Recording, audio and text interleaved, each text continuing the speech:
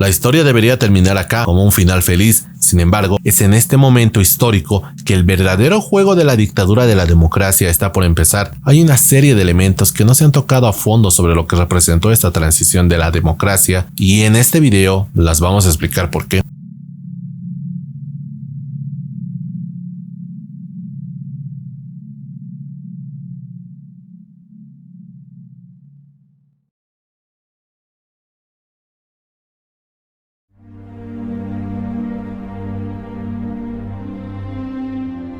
Las transiciones democráticas en países sin una larga tradición democrática ininterrumpida y que al mismo tiempo enfrentan serios desafíos socioeconómicos son inherentemente complicadas y multifacéticas. No es que no existieran propuestas políticas durante este largo periodo entre la Revolución del 52 y el retorno de la democracia, sino que su dispersión era tan abrupta que se pudieron contabilizar más de 330 partidos políticos, que en la práctica apenas unos 15 eran los que cumplían con los criterios formales para presentar a sus candidatos en comicios electorales. Con convicciones contradictorias y diversas sobre la democracia, estos partidos aportaron táctica y estratégicamente a cerrar y desterrar de la política boliviana a gobiernos militares sin que ello haya permitido erradicar el legado de una cultura autoritaria en sus distintas manifestaciones. No se puede subestimar la huella de que sobre las instituciones políticas dejaron los turbulentos hechos asociados a la transición democrática. Este conjunto de eventos dejó una marca de origen que moldearía la realidad política de la democracia representativa naciente. Al contrario de otros países de la región, en Bolivia, la instalación del orden democrático no fue producto de pactos partidarios ni de mecanismos institucionales. Fue impuesta desde el movimiento popular. La realidad política que siguió a la instauración del primer gobierno democrático demostraría el peso de la tradición confrontadora, desahuciando la posibilidad de una transición democrática ordenada o pactada. Bajo la contradicción democracia versus dictadura, subyacía en sectores de la izquierda y de las organizaciones sociales una concepción instrumental de la democracia. En otras palabras, el orden democrático era concebido como una etapa a superar para instaurar el socialismo y la dictadura del proletariado.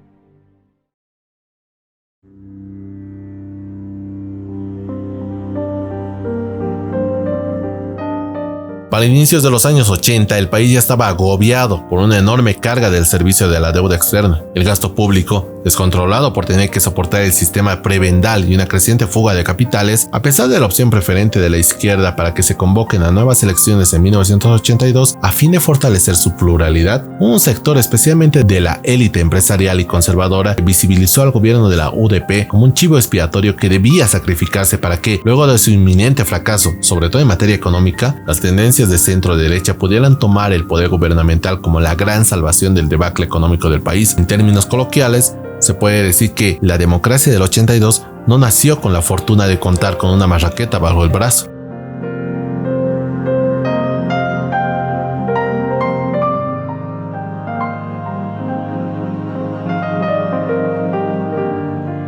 Al final del día, la UDP era la única coalición con legitimidad política, pero era indudable que el primer gobierno democrático de este nuevo periodo sería lo suficientemente débil políticamente, y esto serviría para preparar el terreno a los gobiernos de tendencia neoliberal que llegaron a monopolizar el poder gubernamental en los siguientes años. Si bien, con el retorno a la democracia en 1982, la UDP pudo hacer viable la recuperación de los derechos civiles o políticos, no sucedería lo mismo con los derechos sociales y económicos. Esto último sería el talón de Aquiles de un gobierno de tendencia de izquierda, pero que aún así tiene al sector obrero en su contra.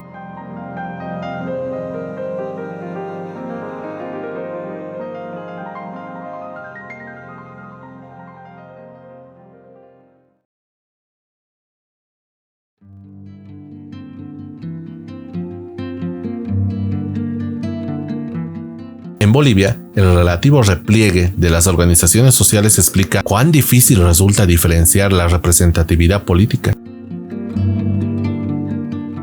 Sin lugar a dudas, la COP, a la cabeza de un Juan Lechín, muchas veces extremista en sus pedidos, contribuyó significativamente a la crisis de gobernabilidad de Siles Suazo. Fue tal el agotamiento que la UDP no pudo más y decidió acortar su mandato y llamar a nuevas elecciones donde claramente se había potenciado el bloque de centro-derecha, no solamente desde las élites empresariales, sino una gran parte de la población, en especial de carácter conservador, ya estaba cansada de las más de 3.500 huelgas y paros laborales en el breve periodo de 3 años desde 1982. Por otro lado, los militares contrataban espacios en los periódicos con mensajes del tipo restaurar el orden, recordando el deber patriótico a sus pares militares. Si bien Siles Zuazo se limitó el derecho de reprimir y hacer prevalecer el Estado de Derecho, lo hizo en favor de una democracia que todavía estaba dando sus primeros pasos y debía resistir a toda costa.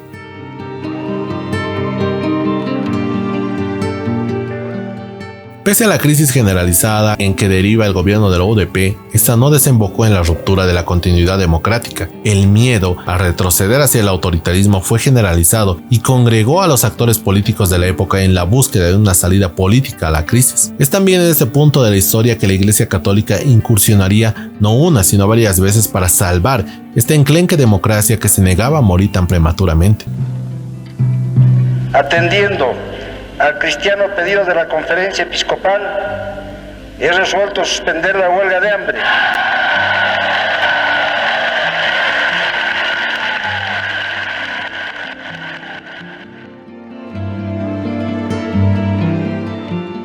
Ante la debacle de los partidos de la UDP y de las fuerzas de izquierda, la coyuntura fue propicia para los primeros acercamientos entre el MNR de Paso Censoro y el ADN de Banzer, convertido casi a la fuerza a la democracia. Estos partidos, junto al MIR, que había abandonado las ideas radicales de izquierda y en última instancia dejando solo a Hernán Siles Zuazo cuando la hiperinflación se acentuó cada vez más, fueron los partidos que lideraron el bloque opositor de la UDP desde el Parlamento.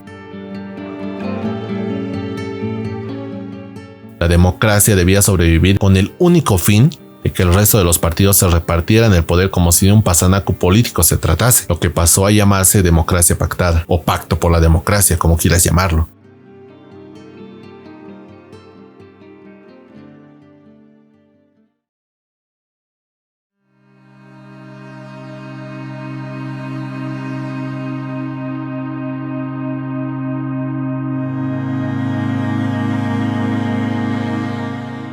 Si bien los acuerdos políticos entre partidos es una característica que acompaña el desarrollo democrático y constituye una forma de generar gobernabilidad, esta práctica suele estar contaminada por intereses particulares que la distorsionan. No solo serían el MNR, ADN y MIR los protagonistas de este nuevo ciclo democrático, estrenado en la década de los 80. Más adelante, se sumarían otros como el Movimiento Bolivia Libre, UCS, Condepa, Izquierda Unida, el MCN y obviamente el Movimiento al Socialismo, pasando por el neopopulismo antisistémico hasta los comúnmente llamados partidos tradicionales.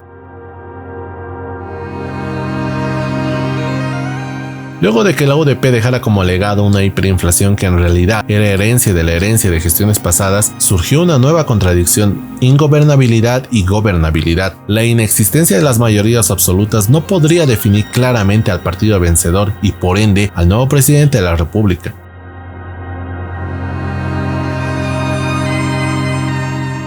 Es donde surge la figura de gobiernos de coalición, donde los actores con representación parlamentaria jugaron un rol relevante no solo para designar al presidente, sino como espacio para articular fuerzas políticas y asegurar las bases mínimas de gobernabilidad.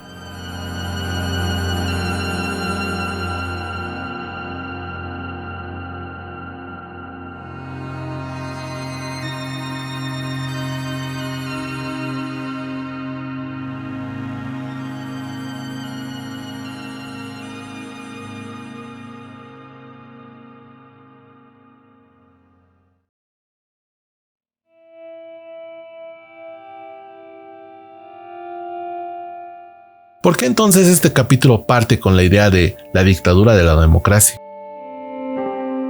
Porque queda claro que la democracia era el fin, más no el camino, en esta dramática situación económica, que se sacrificó todo en nombre de la democracia como un ideal, porque al final del día tenemos la libertad de elegir a nuestros mandatarios, pero en la práctica esto ya se pactaba tras bambalinas y la participación ciudadana se limitó a simplemente elegir parlamentarios que hasta hoy en día no responden a los criterios de representación y participación que se jacta de tener un sistema democrático real.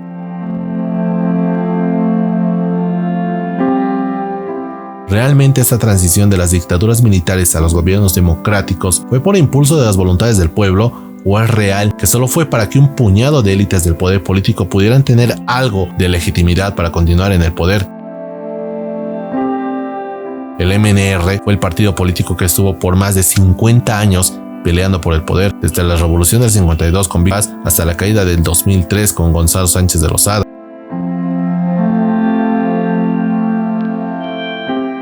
¿Qué significado tiene esta democracia que parece ser la puerta de entrada legítima para que luego un gobernante pueda olvidarse de los principios democráticos y recordar viejas glorias del tipo autoritario?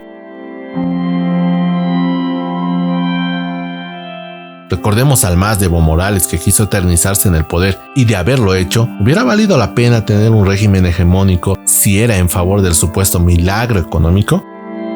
Pues tal parece que la sociedad votó con esa consigna en 2020 y por eso el MAS ocupa el poder casi ininterrumpidamente desde 2006 hasta la fecha. Repito la pregunta, ¿vale más un buen dictador a una débil democracia? Son preguntas que nos tocará responder en los siguientes videos. Lo que ha quedado claro es que la democracia boliviana del 10 de octubre del 82 no necesariamente era lo que necesitábamos, sino lo único que podíamos creer como real.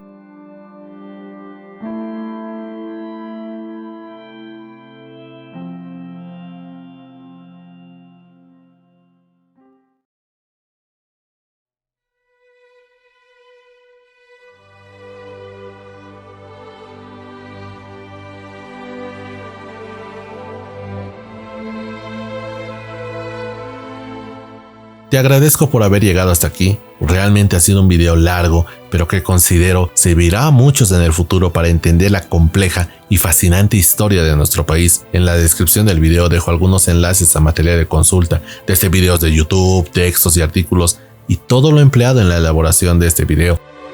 Agradecería mucho que pudieras dejar tus comentarios, compartirlo con tus amigos y o familiares y podamos difundir en este canal ideas y pensamientos entre todas y todos. No los mismos, sino diferentes. Muchas gracias una vez más por suscribirte a este canal a la espera del siguiente video. Bolivia se nos muere, el neoliberalismo al rescate. Muchas gracias.